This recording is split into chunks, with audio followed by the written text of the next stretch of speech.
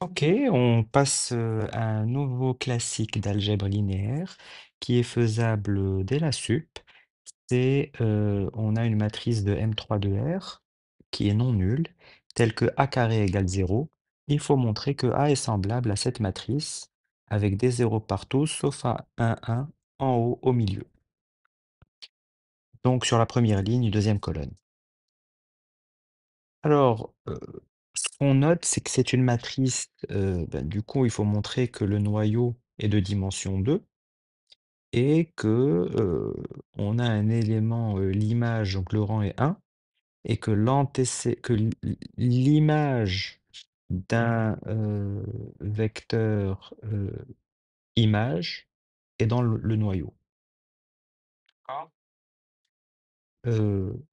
Donc d'abord, on prend un élément de l'image, heu, alors il existe un antécédent y et comme a carré de y vaut 0 et que ça vaut ax, ça veut dire que x est dans le noyau et donc l'image de A est bien incluse dans le noyau. Et ça veut dire que le rang de A est plus petit que la dimension du noyau.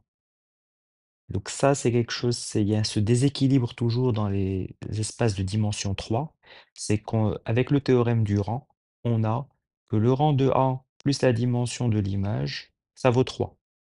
Et donc si on est sur un endomorphisme qui n'est pas nul, c'est-à-dire que le rang n'est pas égal à 3. Et s'il n'est pas inversible, c'est-à-dire que, pardon, que le rang n'est pas égal à 0, et il n'est pas inversible, c'est-à-dire que le rang n'est pas égal à 3, ça veut dire que le rang vaut 1 ou 2, et le noyau est de dimension 1 ou 2. Ça, c'est quelque chose qu'il faut avoir en tête. C'est des grands classiques pour les espaces de dimension 3. Et donc, voilà. Donc, on a le rang qui vaut 1 ou 2, le noyau qui est de dimension 1 ou 2. Comme le rang est plus petit que le noyau, ça veut dire forcément que l'un vaut 1, l'autre vaut 2, et donc ça ne peut être que le rang qui vaut 1 et la dimension du noyau qui vaut 2. Tous les autres cas sont absurdes. D'accord? Donc, voilà, donc on sait que le rang est de dimension 1, donc on a envie de prendre un élément de l'image. Il a un antécédent x, voilà, et on sait tout de suite que cet élément de l'image qui est non nul, c'est un élément du noyau. Donc à partir de y, heu, j'ai y qui est dans ker A, j'ai x son antécédent, et donc on voit bien que, x et y, on sent bien que ça va être une famille libre et que, l'image de x, c'est y. Donc si je prends, j'ai AY qui vaut 0 et j'ai AX qui vaut Y. Donc on commence à avoir notre matrice. Si vous vous rappelez, si je mets premier vecteur, j'ai envie de mettre Y. Deuxième vecteur, donc pardon, je vais mettre plutôt Y ici. Deuxième vecteur, je vais mettre X. Et donc là, je vais avoir AY, ça vaut 0. Et AX, ça vaut Y, donc je vais avoir 1, 0. Puis là, faut faire en sorte que ça fasse 0. Je vais mettre un vecteur du noyau puisque mon noyau est de dimension 2. Et donc, en effet, je vais compléter Y en base du noyau de A, parce que je sais qu'il est de dimension 2. Donc, j'ai Y qui est non nul, donc la famille Y est libre, et je peux la compléter d'après le théorème de la base incomplète.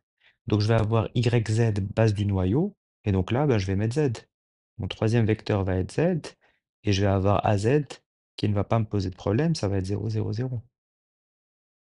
D'accord? Donc, on va montrer que Y, X, Z est une famille libre à 3 éléments, donc ça sera une base de R3, puisque R3 est dimension 3. Je prends alpha, bêta, gamma appartenant à R3, tel que alpha Y plus bêta X plus gamma Z égale 0. Je compose par A, comme Y et Z sont dans le noyau, AY et AZ valent 0. Il me reste bêta fois X, et bêta fois X, ça vaut Y, bêta Y. Or, y est non nul, donc bêta égale 0.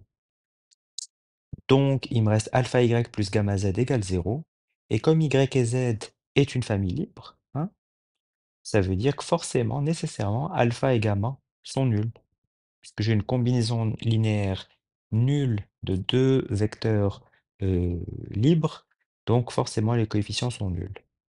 Donc, ben, je prends la matrice de passage de la base canonique à, la base y, x, z et je vais avoir P fois la matrice recherchée fois P moins 1 qui vaut A. Et donc A est bien semblable à cette matrice.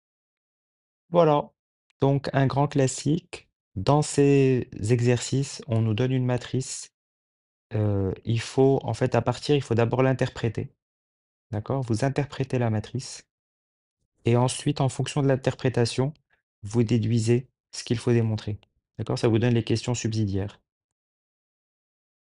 Donc vous verrez, je vais poster, ensuite une autre vidéo d'un autre exercice où c'est à peu près, la même histoire.